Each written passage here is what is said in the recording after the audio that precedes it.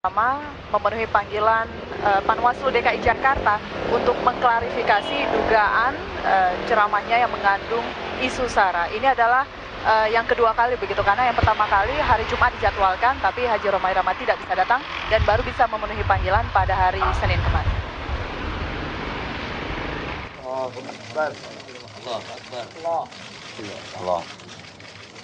Raja Dangdut Rhoma Irama menitikkan air mata saat memberikan keterangan kepada wartawan usai menjalani pemeriksaan di kantor Panwaslu. Rhoma Irama membantah isi ceramah yang disampaikannya digolongkan sebagai SARA. Dirinya menegaskan mengutip ayat suci Al-Quran yang isinya tentang kepemimpinan dalam Islam.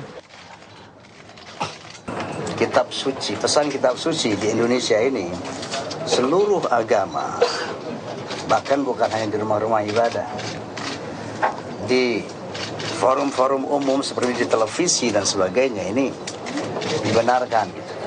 Sejauh itu ada teks dari Al-Quran, dari kitab suci itu sendiri. Nah, apalagi saya di sana, yang perlu diketahui, satu, bukan sebagai kampanyewan. Yang kedua, saya sebagai mubaligh dalam kapasitas sebagai ulama. Dan masjid itu otonom dan masyarakatnya homogen. Dan untuk semua ulama wajib menyampaikan apa yang dipesankan oleh Allah SWT dalam berbagai macam situasi dan kondisi. Nah, karena ini pemilu, maka pesan-pesan Al-Quran tentang memilih pemimpin harus disampaikan. Itulah kira-kira. Sebelumnya, Rhoma Irama memberikan ceramah di Masjid Al-Isra, Tanjung Duren, Jakarta Barat. Ceramah inilah yang kemudian dipersoalkan oleh sejumlah pihak karena dianggap menyinggung SARA. Saat menjalani pemeriksaan, Rhoma dikawal oleh para pendukungnya yang tergabung dalam Solidaritas Rhoma Irama. Dari Jakarta, tim TV One mengabarkan. Ya, sejumlah informasi atau kabar-kabar sudah kami siapkan. Di antaranya kita hari ini juga mengundang Raja Dangdut Rhoma Irama. Ia akan memberikan klarifikasi, kemudian juga keterangan dan bercerita terkait pemeriksaan dari Panwaslu yang dilakukan kemarin, yang diduga terkait ceramahnya yang menyinggung-nyinggung SARA. Selain itu juga kita nanti akan membahas mengenai masih semrawutnya mengenai tumpang tindih penyidikan yang dilakukan oleh KPK dan Polri terkait kasus pengadaan simulator driving di Korlantas. Ini menarik karena tidak hanya KPK dan Polri, tapi ini sudah adu argumen antara pakar hukum tata negara, pakar hukum pidana.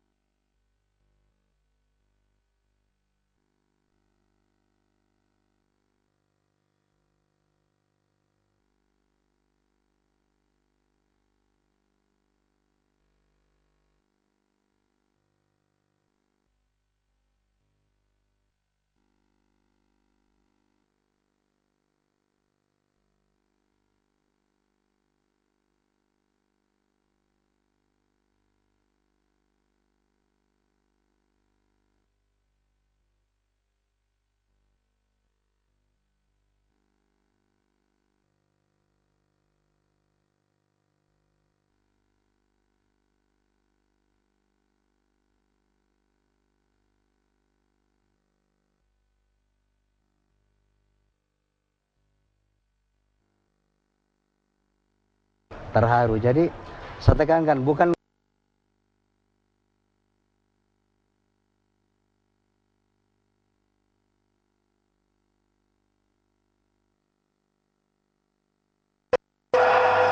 Jokowi sama Ahok. Ya. Jokowi Muslim, tapi orang tuanya Kristen. Kemudian suku bangsanya Jawa. Pemirsa, bersama kami di sini sudah ada Haji Rhoma Irama dan juga Ketua Panwaslu DKI Jakarta Bung Ramdansyah. Sebelum nanti kita berbincang, saya ingin menunjukkan headline dari Koran Indopos hari ini. Rhoma menangis di kantor Panwaslu. ini kemarin ketika konferensi pers yang dilakukan di kantor Panwaslu DKI Jakarta. Saya mau tanya ke Bang Haji dulu, menangis kenapa ini Bang? Menyesali perkataannya atau karena apa Bang? Oke, saya menangis bukan sekali-sekali karena menyesali ucapan, apalagi bukan karena takut karena ucapan saya. Tapi saya menangis itu merasa sangat terharu ketika saya buka pintu mobil itu begitu gemuruh suara pendukung itu takbir. Kemudian mereka bersolawat. Ini yang buat saya bergetar. Ini yang bikin saya menangis, terharu. Jadi saya tekankan bukan karena menyesal, apalagi karena takut. Baik. Ya. Tapi kemudian ketika itu dilihat gitu ya di kamera, orang justru punya pandangan yang lain, Bang Haji. Kenapa kemudian itu harus diperlihatkan di depan publik ketika menangis itu? Loh, itu kan sesuatu spontanitas, nggak bisa di-manage dong. Itu sebuah spontanitas. Kan saya tegaskan sekarang, nangis saya kemarin itu bukan karena menyesal dan bukan karena saya takut, tapi karena memang saya tergetar dengan takbir dan solawat-solawat badar yang mereka kemundangkan begitu gemuruh suaranya. Oke, kita bicara terkait di Masjid Al-Isra, Bang Haji. Kenapa kemudian Anda sampai menyampaikan ceramah yang kemudian berujung pada pemanggilan Panwaslu karena diduga menyinggung SARA?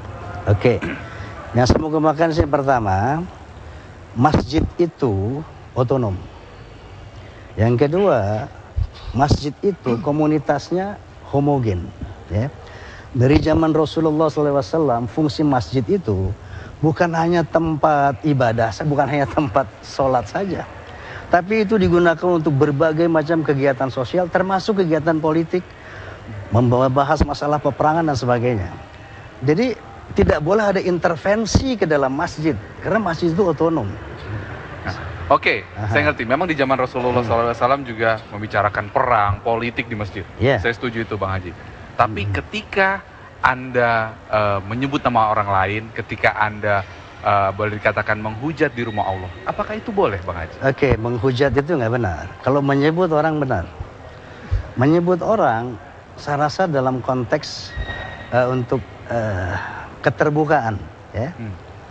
Keterbukaan bahwa saya sebutkan kandidat ini namanya Fauzi Bowo, agamanya Islam. Ini Nara, agamanya Islam, sukunya Betawi. Jokowi Jawa, agama Islam. Wakilnya Ahok, agama Kristen. Ini kan dalam rangka apa? Keterbukaan, supaya masyarakat jelas siapa wakil-wakil mereka. Seperti jadi tidak beli kucing dalam karung gitu. Nah ini era keterbukaan. Tapi, ini bukan SARA gitu. Dan itu bukan menghujat. Ketika menyebut etnis, ketika menekankan pada agama tertentu, etnis tertentu, terus kemudian Bang Haji juga bilang Jokowi ini hanya batu loncatan untuk 2014. Nanti diteruskan oleh siapa? Ahok. Ahok agamanya apa? Etnis apa? Itu kan masuk politik praktis, mengarahkan. Tidak, ini dalam agama Islam itu jelas dikatakan. Kalau dalam konteks berbangsa bernegara, Islam itu sangat kondusif. Ya. Allah berfirman, Ya ayuhan nas inna khalaqnakum min dzakari wa untha wa ja'alnakum syu'uban wa qabaila ta'arufu. Hai manusia, aku ciptakan kamu dari Adam dan Hawa, kemudian aku ciptakan kamu berbangsa-bangsa dan bersuku-suku, li ta'arufu. Jadi Islam tidak ada masalah pluralitas. Ya. Kemudian perbedaan agama, Islam pun mengajarkan wala tasubbul ladzina yad'una min dunillah. Jangan kamu menghina tuhan-tuhan mereka selain Allah yang mereka sembah. Jadi sangat kondusif untuk kehidupan berbangsa bernegara, tidak ada masalah. Dalam tadi Anda katakan jangan menghina tuhan-tuhan mereka. Dalam konteks apa yang Anda sampaikan kemudian menyebut etnis dan agama tertentu, itu kemudian tidak mengarah ke sana jadi menghina tuhan-tuhan yang lain. Bagaimana saya menghina Tuhan mereka? Di mana saya menghina Tuhan mereka? Ketika misalnya menyebut etnis tertentu, agama yang lain. Kalau saya katakan begini, misalnya Anda nama Anda siapa? Ardi. Ardi, agama apa? Islam. Islam. Ini misalnya Kristen, sorry. Apakah ini SARA? Apakah ini menghina? Ardi agama Islam, si Joni agama Kristen. Apa ini menghina? Apa ini menghujat? Itulah yang saya katakan keterbukaan. Baik. Dalam rangka keterbukaan. Oke. Kan sekarang zaman demokratisasi katanya. Semua harus terbuka. Jadi menurut Anda ini sama sekali tidak ada masalah? Tidak. Itu bukan menghina dan bukan menghujat. Oke. Bagaimana pendapat dari Panwaslu? Apakah ini juga menjadi masalah atau tidak? Kami tunggu jawabannya. Kita harus jeda dulu. Kami kembali setelah lagi pemirsa di Apa Kabar Indonesia.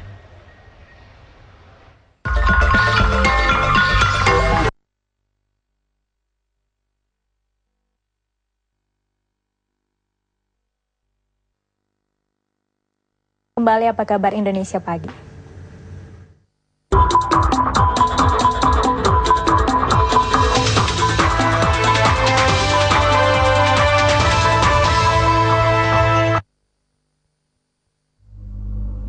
Kedatangan kami ke sini meminta Bakri supaya cepat menyelesaikan permasalahan.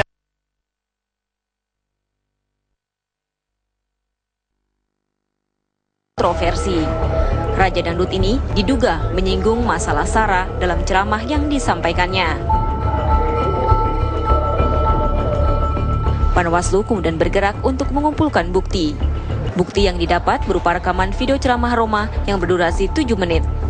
Dari rekaman video, Panwaslu menilai Roma berpotensi melanggar sejumlah pasal Undang-Undang Nomor 32 Tahun 2004. Terkait dugaan isu SARA ini, Panwaslu telah memanggil tim sukses Jokowi Ahok 3 Agustus 2012 lalu. Dalam pertemuan Panwaslu dengan tim sukses Jokowi Ahok diputar rekaman video ceramah Roma. Selain mengumpulkan bukti, Panwaslu juga melakukan rekonstruksi. Setelah itu, Panwaslu kemudian memanggil Roma untuk melakukan klarifikasi. Awalnya, Panwaslu menjadwalkan pemanggilan pada 3 Agustus 2012. Namun, karena alasan kesibukan, Roma meminta pengaturan ulang jadwal. Roma akhirnya memenuhi panggilan Panwaslu pada 6 Agustus 2012. Rencananya, Panwaslu akan memanggil tim kampanye Fokenara untuk didengar keterangannya. Tim TV One mengabarkan.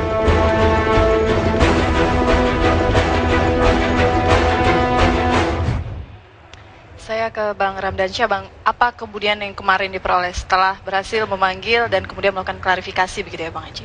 Ya, pertama-tama saya mengapresiasi dulu bahwa Mbak Fi ya, kemarin ini Bang Haji mau datang untuk kemudian menjelaskan suatu isu yang menarik publik tidak hanya Jakarta tapi seluruh Indonesia terkait dengan kalau Bang Haji bilang menjelaskan tentang suku, agama, ras, tapi kemudian publik melihat ini adalah terkait dengan menghina suku, agama, dan ras.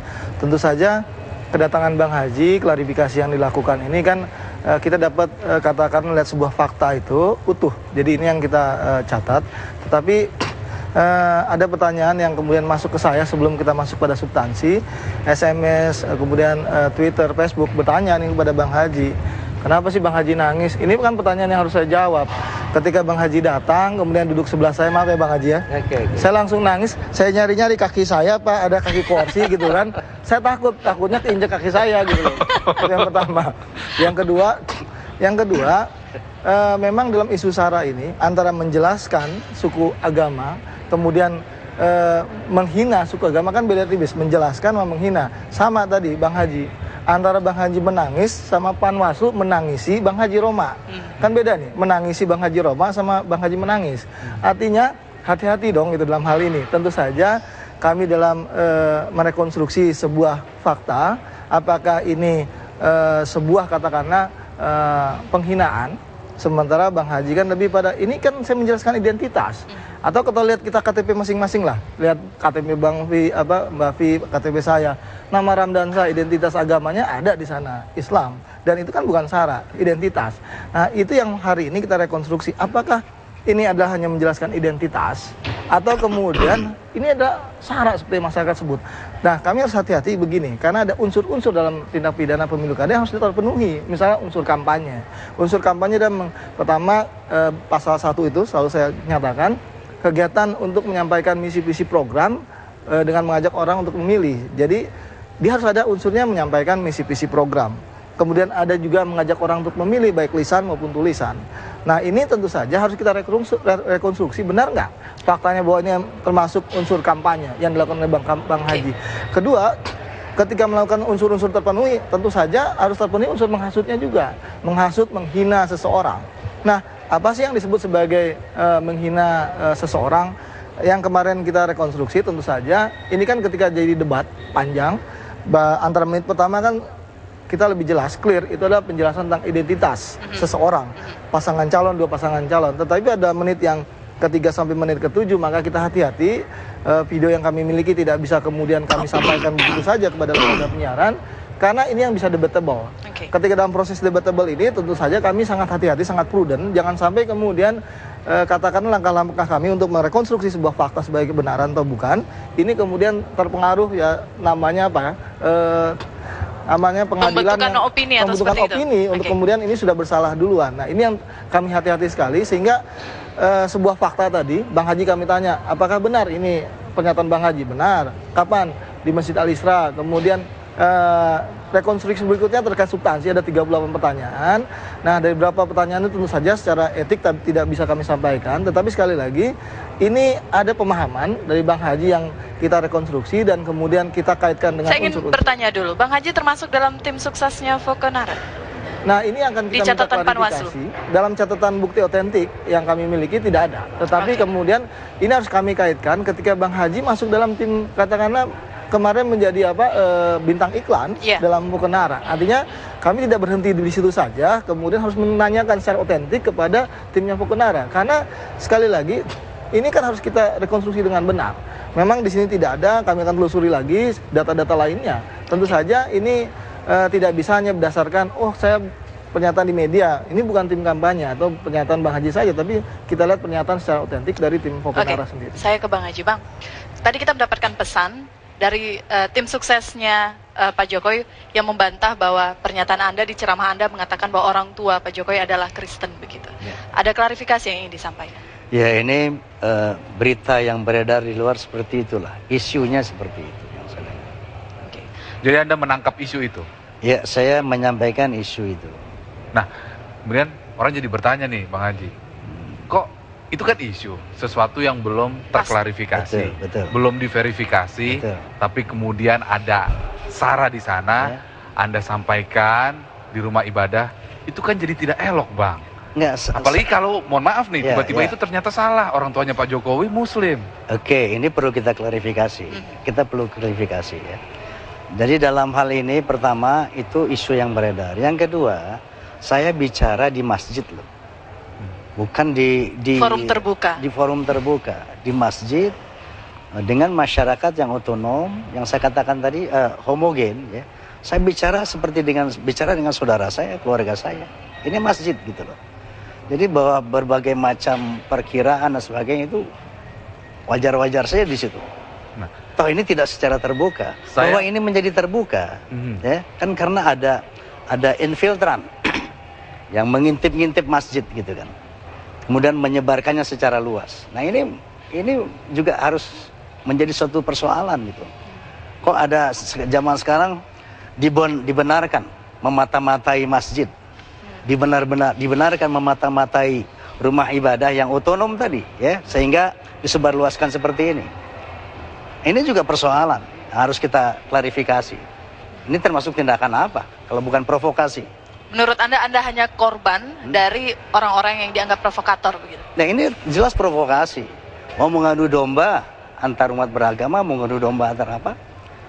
Karena ini yang namanya masjid itu. Anda menyadari nggak bahwa ucapan Anda itu bisa kemudian memancing konflik antar umat beragama juga? Ini yang bisa memancing karena adanya provokasi yang disebarluaskannya apa?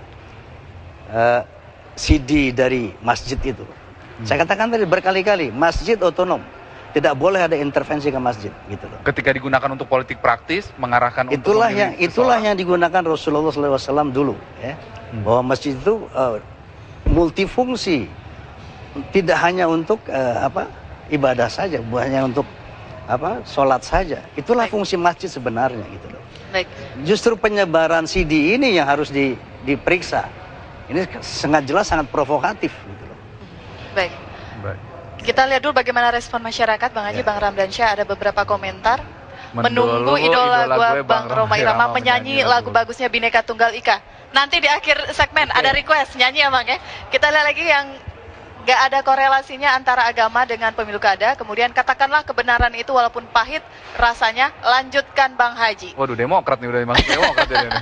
Terus ada lagi komentar, Bang Haji maju terus, pantang mundur, kami mendoakanmu. Kemudian ada komentar, cuplikan video tadi tidak ada unsur sara, menyebutkan agama dan suku bukan berarti terlalu cepat. Kemudian ini rata-rata kemudian tampaknya respon masyarakat cukup positif ya, tidak keberatan begitu dengan apa yang kemudian menjadi materi atau isi ceramah Bang Haji kemarin. Bagaimana tanggapan Panwaslu? Masyarakat melihatnya itu tidak masalah begitu. Sudah menemukan ada masalah belum setelah klarifikasi kemarin? Sudah ada konstruksinya yang jelas? Begini, memang kami berhati-hati ya ketika video ini kan sudah muncul dulu di lembaga penyiaran, itu sudah ada kan muncul. Ini berhati-hati karena orangnya adalah Haji Roma Irama atau hati-hati kenapa ini? Setiap kasus kami tidak bisa mengungkapkan begitu saja terkait dengan kode etik, bahwa terkait dengan substansi secara utuh tidak bisa kami sebarkan, termasuk terkait dengan materi yang terkait dengan bukti kami. Ketika teman-teman menginginkan 7 menit, kami tidak pernah akan berikan, tetapi bahwa pada menit ketiga ini terkait dengan persoalan identitas. Jadi yang tadi 3 menit kan selalu menyatakan Bang Haji ini identitas loh, suku, identitas agama silahkan, tetapi terkait dengan yang menit ketiga sampai ke-7 ini kan debatable yang tadi saya bilang. Ini kan potensinya rawan, sehingga biarkanlah kami Panwaslu merekonstruksi gitu dengan benar. Nah ini yang kami lakukan. Artinya kalau teman-teman atau masyarakat lihat pada menit ketiga ini memang seperti itu. Itu akan ada pernyataan bahwa ini identitas tentang suku etnis. Tetapi kemudian misalkan saja tadi menit ketiga lebih 5 detik ada tadi pernyataan yang diklarifikasi, misalkan Pak Jokowi ternyata orang tuanya Muslim, bahkan haji bapaknya. Ini kan tentu saja itu kan udah bisa debatable, baru tambah 5 detik, apalagi kemudian tambah misalkan 4 menit berikutnya, ini kan makin debatable. Tentu saja kami hati-hati dalam hal ini, bahwa kemudian terkait isu sara kan ada terkait dengan Kitab Undang-Undang Hukum Pidana, juga ada dalam namanya Undang-Undang 32 tahun 2004, bahwa terkait menghasut, menghina seseorang, tidak bisa kemudian gara-gara nanti pandangan publik opini. Ini publik opini kan terbelah tentu saja, tapi sekali lagi rekonstruksinya harus benar, unsur-unsurnya harus kemudian terpenuhi. Oke. Itu yang harus kami lakukan. Bang Ramdansyah, ini pertanyaan publik juga, sudahkah si perekam gambar itu diverifikasi, kemudian dipanggil untuk dimintai klarifikasinya, kemudian ditanyakan tujuannya apa, nanti dijawab, juga masih bersama Bang Haji, kami kembali saat lagi.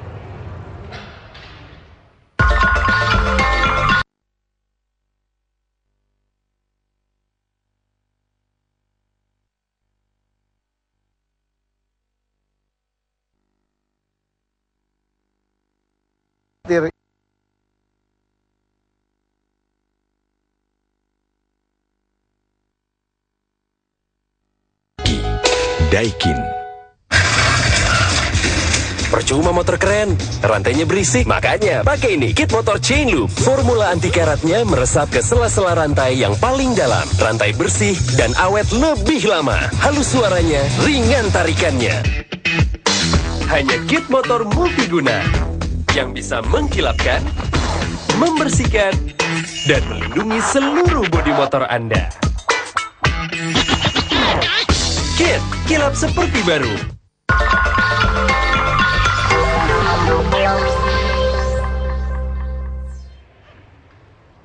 Ya, kita kembali bersama Apa Kabar Indonesia. Tadi ada pertanyaan Bang Ramdansyah, sudahkah diklarifikasi pengambil gambarnya itu? Ya, sudah. Artinya gini, kami kan Panwaslu tidak bicara pada yang material saja, yang formilnya juga harus kami lakukan. Contoh tadi yang formilnya. Video itu kan diserahkan kepada Panwaslu DKI hari Selasa, setelah sebelumnya beredar di lembaga penyiaran. Ketika diserahkan, kami membuat tanda terima. Ada tanda terimanya, ada pelapornya, kemudian ada buktinya, tetapi ditandatangani juga. Tetapi terkait identitas, bahwa ini dia juga khawatir ini menjadi bahkan menjadi namanya terekspos, dia minta dilindungi. Kami berhak untuk melindungi. Ada namanya kewajiban kita untuk melindungi itu. Bahkan kalau perlu kita minta ke LPSK, Lembaga Perlindungan Saksi dan Korban misalkan. Nah yang kedua, terkait dengan formil juga, ada nggak sih yang dirugikan? Karena kan ketika ini dilakukan menguntungkan pasangan calon atau menguntungkan seseorang, ada yang dirugikan dalam hukum tindak pidana kan seperti itu, ada yang diuntungkan dan dirugikan. Kami panggil yang dirugikan, dalam hal ini Pak Jokowi dan kemudian Ahok yang diwakili oleh Pak Denny Iskandar sebagai tim kampanyenya sudah kami panggil waktu hari Jumat. Kemudian secara kemudian apakah kemudian Bang Haji benar? Tidak hanya menurut versinya Bang Haji, kita rekonstruksi, menyampaikan di Masjid Al-Isra, pengurus masjid sudah datang, menyampaikan, oh benar, ini kegiatan ini ada, tanggalnya tanggal 28 di hari Minggu dan seterusnya.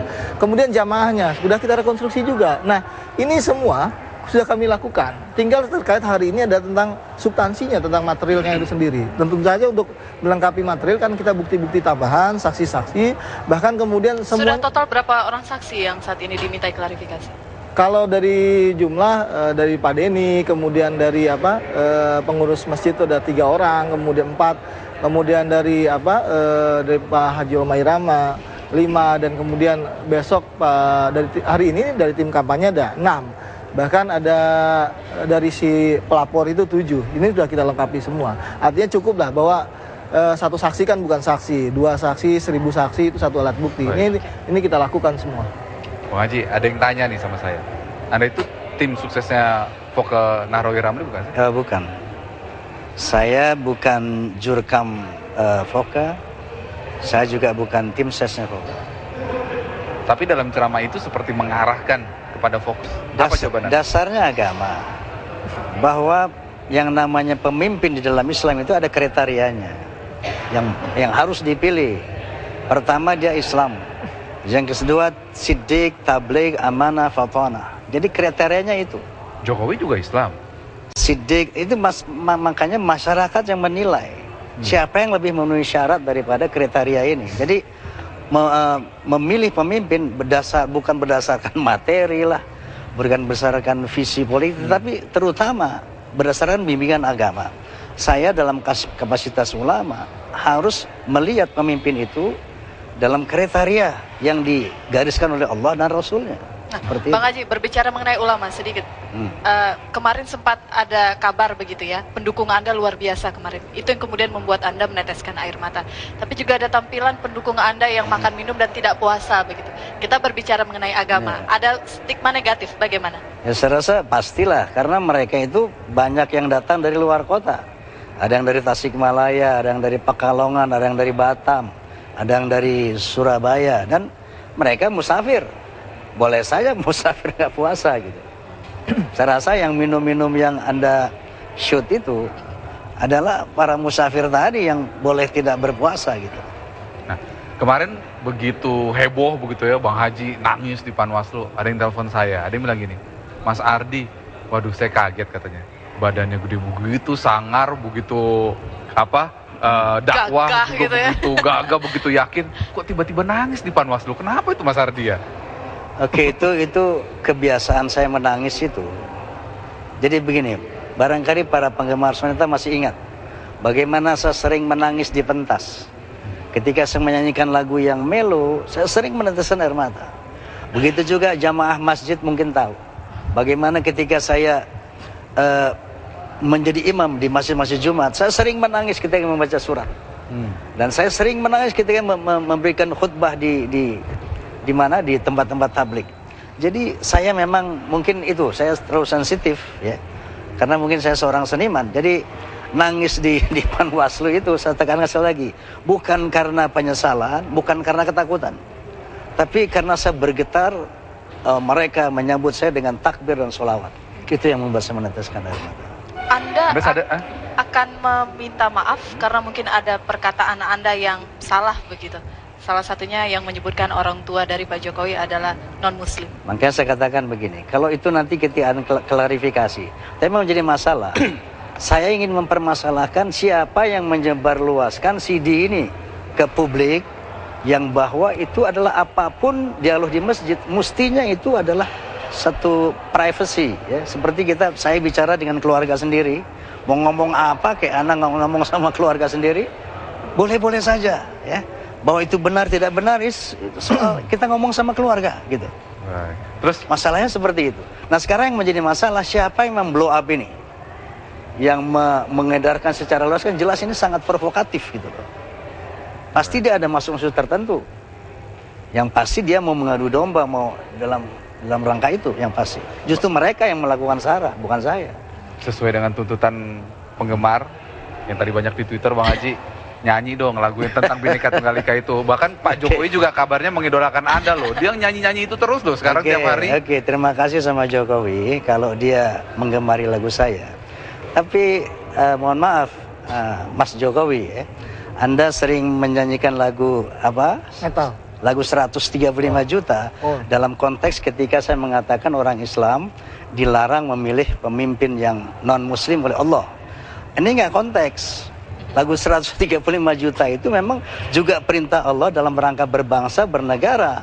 Islam menyerukan untuk bersatu padu tanpa membedakan ras dan sebagainya. Tapi dalam konteks memilih pemimpin, Islam Allah melarang keras memilih pemimpin yang non-muslim.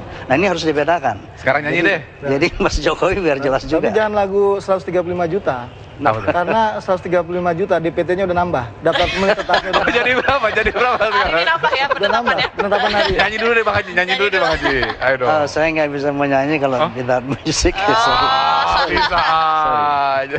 Sorry. Tapi katanya ada yang udah ganti liriknya tadi ya? Apa? Oh sudah ganti. Jadi besok itu Bang Haji nggak lagi sungguh terlalu, tapi udah ganti sekarang. Sungguh panwaslu. Karena terakhir Mas, saya dari kemarin, sejak kemarin saya dekat dengan Bang Haji, saya nggak mau dekat-dekat. Dari tadi saya agak jauh, saya periksa kaki saya, takut keinjek. Nanti jadi nangis di sana. Itu Mas saya nyampaikan ya lagi. Oke, baik. Terima kasih bersama kami klarifikasinya dan informasinya Bang Haji Roma Irama. Sukses terus dengan dakwahnya dan Mudah-mudahan juga diberikan kesehatan terus ya Bang Haji ya. Amin. Bang Ramdansyah, kita tunggu bagaimana kelanjutan klarifikasi dan rekonstruksi kasus ini ya. Tapi kita berharap bahwa ini tidak hanya satu-satunya kasus yang kemudian diawasi oleh Panwas ya. Kasus lain juga tetap ya, integritas tinggi ya untuk menjaga pemilu kada. Terima kasih bersama kami. Dan pemirsa, kami jeda dulu, tapi selanjutnya akan bersama dengan Ustadz Yusuf Mansur dan sejumlah anak-anak yang sudah bisa menghafal Al-Quran sejak usia dini. Kami kembali saat lagi.